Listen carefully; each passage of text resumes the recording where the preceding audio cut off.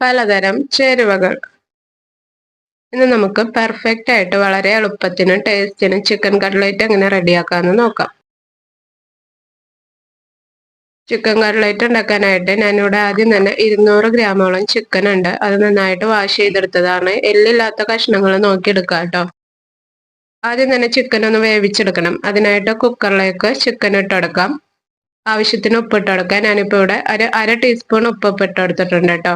അര ടീസ്പൂൺ കുരുമുളക് പൊടി, അര ടീസ്പൂൺ മഞ്ഞൾപ്പൊടിയും കൂടി ഇട്ട് ആവശ്യത്തിന് വെള്ളം ഒഴിച്ച് ഇതൊന്ന് വേവിച്ചെടുക്കാം. വെള്ളം ഒത്തിരി ഒഴിക്കണ്ട കേട്ടോ. ഞാനിപ്പോൾ ഒരു 1/4 കപ്പ് വെള്ളമാണ് ഇപ്പോൾ ഒഴിച്ചെടുത്തിട്ടുള്ളത്. ജസ്റ്റ് ഒന്ന് മിക്സ് ചെയ്ത് കൊടുത്ത ശേഷം ലോ മീഡിയം ഫ്ലെയിമിൽ 2 വിസിൽ വേവിക്കുക കേട്ടോ. ഇതിപ്പോൾ ഞാൻ 2 വിസിൽ ലോ മീഡിയം ഫ്ലെയിമിൽ വേവിച്ച ശേഷം അരമണിക്കൂർ കഴിഞ്ഞ് തുറന്നതാണ്. ഇപ്പൊ ചിക്കനൊക്കെ നന്നായിട്ട് വെന്തിട്ടുണ്ട്. ഇത് സ്ട്രെയിൻ ചെയ്ത് മറ്റൊരു പാത്രത്തിലേക്ക് മാറ്റി വെക്കാം. ചിക്കൻ മാറ്റിയ ശേഷം സെയിം കുക്കറിലേക്ക് തന്നെ പൊട്ടറ്റോ കൂടി വേവിച്ചെടുക്കാം. ഇപ്പൊ ചിക്കനിൽ നിന്ന് വെള്ളമൊക്കെ ഇറങ്ങിയിട്ട് പൊട്ടറ്റോ വേവാൻ ആവശ്യമായിട്ടുള്ള വെള്ളം അതിലുണ്ട്. അപ്പൊ നിങ്ങൾക്ക് വെള്ളം ഇല്ലാന്നുണ്ടെന്നുണ്ടെങ്കിൽ പൊട്ടറ്റോ വേവാൻ മാത്രം ആവശ്യമായിട്ടുള്ള വെള്ളം ഒഴിച്ചു കൊടുക്കാം കേട്ടോ. മീഡിയം സൈസിലുള്ള 3 പൊട്ടറ്റോ ആണ് ഞാനിവിടെ എടുത്തിട്ടുള്ളത്. ചെറുതായിട്ട് അരിഞ്ഞെടുക്കാം. അപ്പൊ നിങ്ങളുടെ ഇഷ്ടത്തിനനുസരിച്ച് പൊട്ടറ്റോയിലെ ചിക്കനിലൊക്കെ അളവിൽ മാറ്റം വരുത്താം കേട്ടോ. പൊട്ടറ്റോ വേവുന്ന സമയം കൊണ്ട് ചിക്കൻ ഒന്ന് ക്രഷ് ചെയ്തെടുക്കാം. 3-4 സെക്കൻഡ് വെച്ച് നിർത്തി ക്രഷ് ചെയ്തെടുക്കാം കേട്ടോ. ഇതേ രീതിയിലാണ് നമുക്ക് കിട്ടേണ്ടത്. അപ്പൊ വല്ലാതെ അങ്ങ് അരച്ചെടുത്തിട്ടുണ്ടെന്നുണ്ടെങ്കിൽ കുഴഞ്ഞങ്ങ് പോവും. ഈ സമയം കൊണ്ട് നമ്മുടെ പൊട്ടറ്റോയും വെന്ത് കിട്ടിയിട്ടുണ്ട്. പൊട്ടറ്റോയില് ഒത്തിരി വെള്ളമൊന്നുമില്ല, ജസ്റ്റ് വറ്റാനുള്ള വെള്ളമുള്ളൂ. അപ്പൊ ഒരുപാട് വെള്ളം നിങ്ങളുടെ കയ്യിൽ ഉണ്ടെന്നുണ്ടെന്നുണ്ടെങ്കിൽ വെള്ളം ഒന്ന് വറ്റിച്ചെടുക്കാം കേട്ടോ. ഇനി കട്ട്ലേറ്റിന് മസാല റെഡിയാക്കാം. അതിനായിട്ട് പാൻ അടുപ്പത്ത് വയ്ക്കുക. ചൂടായ ശേഷം 1 ടേബിൾ സ്പൂൺ വെളിച്ചെണ്ണ ഒഴിച്ചെടുക്കാം.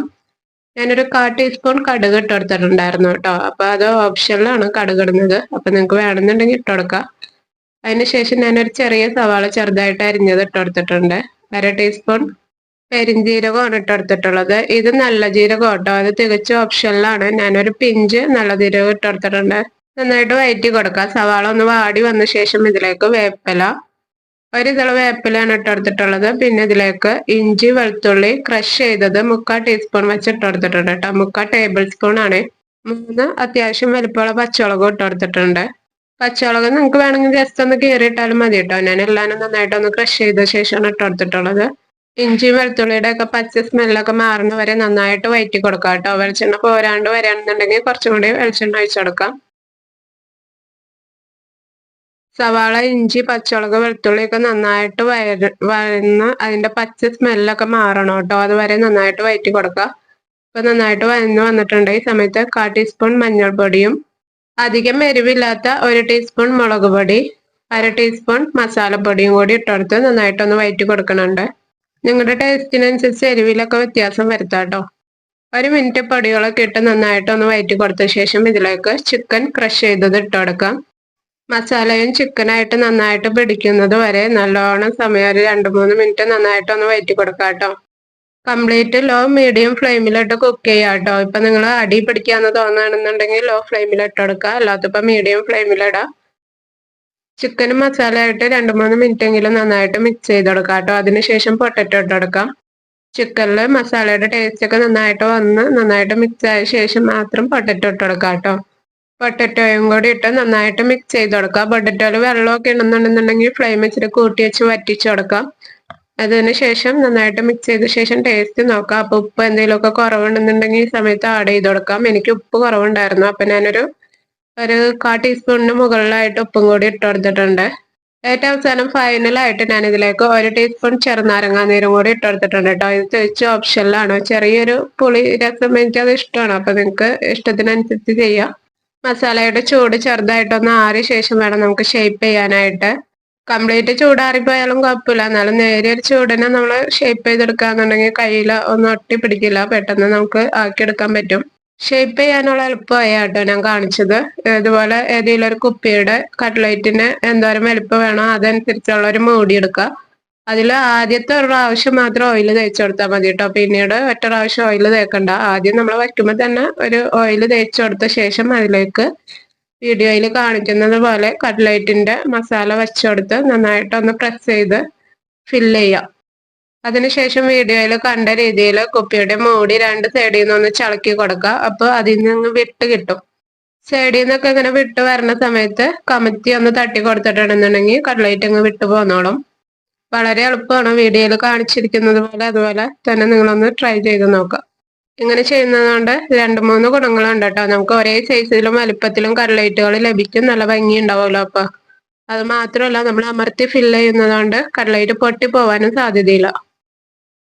ഇനി നമുക്ക് കട്ട്ലേറ്റ് ഒന്ന് പൊരിച്ചെടുക്കണം. മുട്ടയിലും പിന്നെ ബ്രെഡ് ക്രംസിലും മുക്കിയാണ് നമ്മൾ പൊരിച്ചെടുക്കുന്നത്. നിങ്ങൾക്ക് വേണമെന്നുണ്ടെങ്കിൽ മൈദമാവ് കലക്കിയിട്ട് അതിൽ മുക്കി വേണമെങ്കിലും പൊരിച്ചെടുക്കാം കേട്ടോ.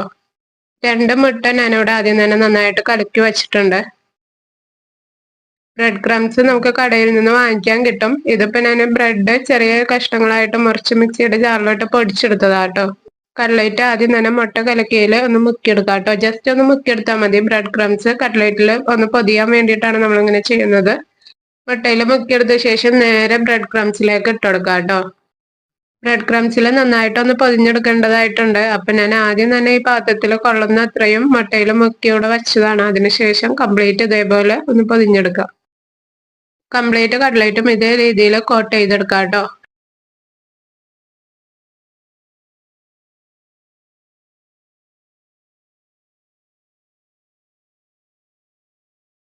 ഇപ്പൊ ഞാനിവിടെ കംപ്ലീറ്റ് കട്ട്ലേറ്റും ഇതേ രീതിയിൽ കോട്ട് ചെയ്തെടുത്തിട്ടുണ്ട് കേട്ടോ. കട്ട്ലേറ്റ് കോട്ട് ചെയ്യുന്ന സമയത്ത് തന്നെ ഞാനിവിടെ ഓയിൽ ചൂടാവാനായിട്ട് വെച്ചിട്ടുണ്ടായിരുന്നു. അപ്പൊ ഓയിൽ നന്നായിട്ട് ചൂടായിട്ടുണ്ട്. ഇതിലേക്ക് കട്ട്ലേറ്റ് ഇട്ട് വറുത്തെടുക്കാം. മീഡിയം ഫ്ലെയിമിലിട്ട് വറുത്തിട്ടാൽ മതി കേട്ടോ. ഒരുപാട് ഹൈ ആക്കി വെക്കണ്ട, അപ്പൊ പുറമൊക്കെ വല്ലാതെ കറുത്തു പോവും. മീഡിയം ഫ്ലെയിമിലിട്ട് തിരിച്ചു മറിച്ചൊക്കെ ഇട്ട് നല്ലൊരു ബ്രൗൺ കളർ ആവുന്നത് വരെ വറുത്തെടുക്കാം കേട്ടോ.